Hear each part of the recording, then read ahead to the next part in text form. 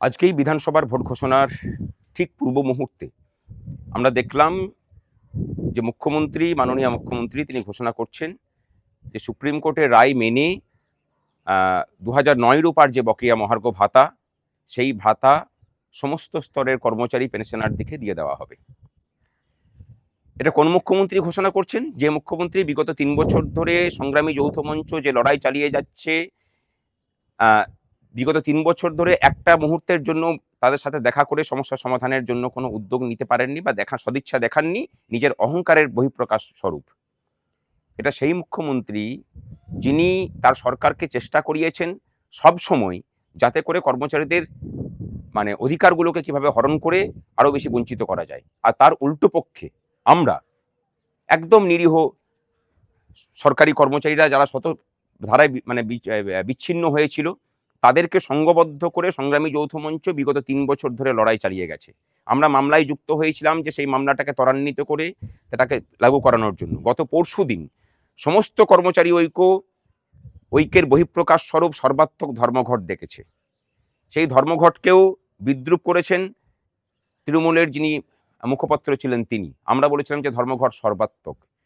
আজকের ঘোষণা সেই ধর্মঘটের সর্বাত্মকতা, আমাদের আন্দোলনের যে পেনিট্রেশন এবং চাপটা যে জায়গাতে পড়েছে, সেই সমস্ত কিছুর বহিঃপ্রকাশ স্বরূপই হয়েছে। আমরা বলছি, এই রাজ্যবাসীকে বলছি যে নিজেদের অধিকারের জন্য লড়াই করার জন্য কোনো রাজনৈতিক দলের ঝান্ডা ধরার যে আবশ্যিকতার কথা শোনানো হয়, কোনো আন্দোলন নাকি অরাজনৈতিক হতে পারে না, সেই সব বলা মানুষগুলোকেও গালে 2 থাপ্পড় দিয়ে শেখালো যে লড়াইটাকে যদি লড়াইয়ের মতো করে লড়া যায় এবং যদি লাগাতার সেই লড়াইয়ের পিছনে পড়ে থাকা যায়, তাহলে আপনার প্রতিপক্ষ যতই প্রবল প্রতাপান্বিত হোক না কেন, তাকেও পরাজিত করা যায়। আজকের জয় এই রাজ্যের মানুষের জয়। আজকের জয় এই রাজ্যের মানুষের প্রতিনিধি হিসেবে, শিক্ষিত মানুষ যারা, তাদের প্রতিনিধি হিসেবে যারা সরকারি কর্মচারী হিসেবে কাজ করেন, তাদের যে নাছোড় মানসিকতা লড়াই, সেই লড়াইয়ের জয়। এই লড়াই চলবে। অনেকে জিজ্ঞাসা করছেন যে এরপরে কি হবে। বাঘ যখন রক্তের স্বাদ পায় তখন তার তেজ আরো বাড়ে। আমরা বুঝতে পেরেছি যে আমাদের লড়াই সঠিক জায়গাতে আছে। সুতরাং এই রাজ্যের ছেলে মেয়েদের জন্য শূন্য পদে নিয়োগ, অস্থায়ী কর্মচারীদের স্থায়ীকরণের দাবি, এই দাবি আরো তীব্রতর হবে। এবং তার সাথে সেই সব লোকগুলোকে আমরা একটা কথা বলতে চাই যে যারা ধর্মঘটের বিরোধিতা করেছেন, আন্দোলনের বিভিন্ন সময়ে বিরোধিতা করেছেন, তারা মুখ্যমন্ত্রীকে কাল থেকেই চিঠি লিখুন যে আমরা এই বকেয়া দিয়ে নিচ্ছি না, সরকারের উপর থেকে চাপ কমান আপনারা।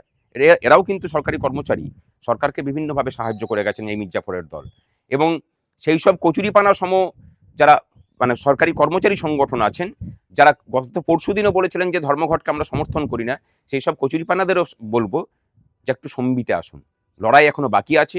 2019 রূপার বকেয়া ডিএর পরিমাণ 40%। আমরা ভুলে যাচ্ছি না, আমরা উৎসবেও মেতে উঠছি না, কিন্তু আমরা এটুকু বুঝতে পেরেছি যে আমাদের লড়াই সঠিক ছিল, আমাদের লড়াই সঠিক আছে, ভবিষ্যতেও লড়াই সঠিক পথেই চলবে।